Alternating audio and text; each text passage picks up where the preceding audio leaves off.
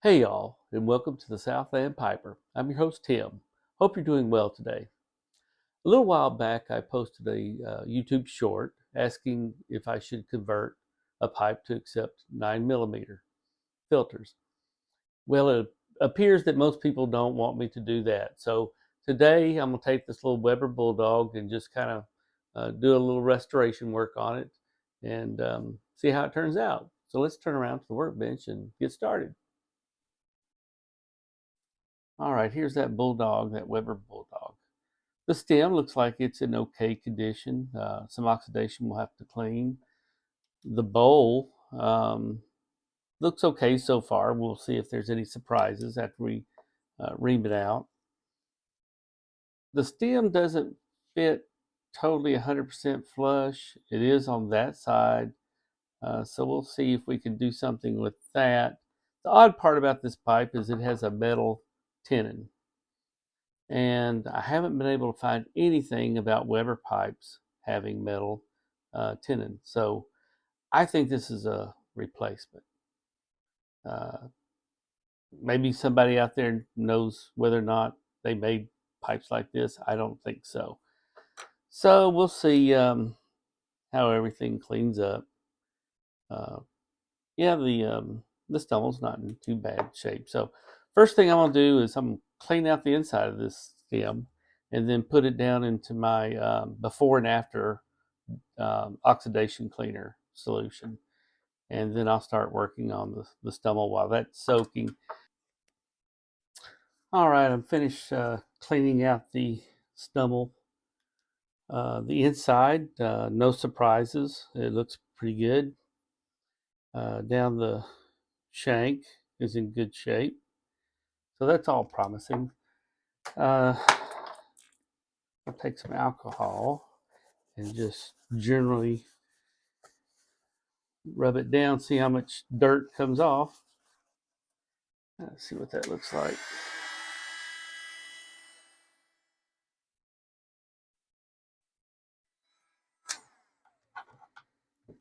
Okay, I'm still not seeing any real issues. Um, I could probably clean the rim down, let's get all this carbon off. However, there's just a slight indentation in the top of the rim. So I guess I'll top it and just sand the whole pipe. All right, 320 sandpaper. And let's see if we can get rid of that little indentation.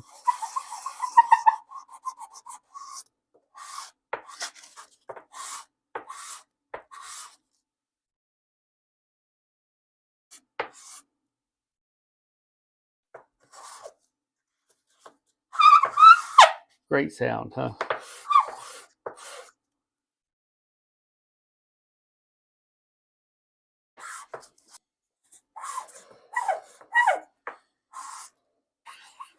You see me turning it about a quarter of a turn. Um, just trying to make sure I keep things even in case I'm more pressure on one side or the other, just rotating it. All right, little pit's gone. So now I'm gonna just take some 320 and just sand it all over.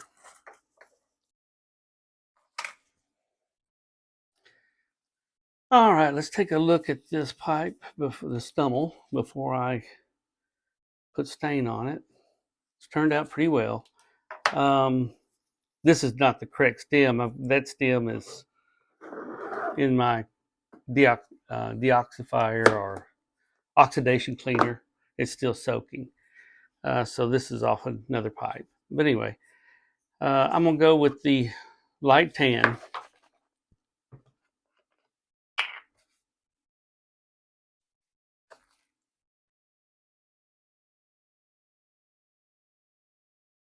And we'll see if how this looks after we're done. I kind of like it so far. A lot of Webers you're going to find that have a little darker finish to them, which I can always go back and restain the pipe. That's no big deal. All right, we'll let that dry and we'll put it on the buffer.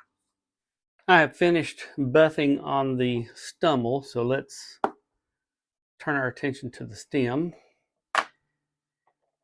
I generally like to put this in for a longer time, but today it's only going to go in for an hour, and let's see what we end up with. Had a lot of foaming action around the metal tenon. Not sure what's up with that. Hopefully it did not do anything to damage that. It definitely got some oxidation off. I'm going to take this inside the house and wash it down. The oxidation wasn't terribly bad on this stem, so after 1 hour, it looks pretty good. Let's see. A couple of just real shallow tooth marks there. Yeah, I think those actually are shallow enough they'll probably just buff out. So I'm going to get the stem buffed up, and then we'll check the fit and see what the final results are. Ran into a little bit of an issue after everything was said and done. And I've got my paper towel because I don't want to ruin my big reveal. But here's the issue. And this is why I don't think this stem is factory. Just in and out, very, very loose. So I've got two, as far as I can tell, I've got two choices basically. I can go in the interior of the mortise and apply a thin coat of super glue, adding material into here. The only other choice I see is to convert this to a filter pipe and then do a split like you have in Medico pipes. And the nice thing about those, let me get my screwdriver, if they get loose, you just take a screwdriver and push inward a little bit and open up that slice down the middle on both sides. And that way you can expand that out and tighten up a Medico. So I don't have that here.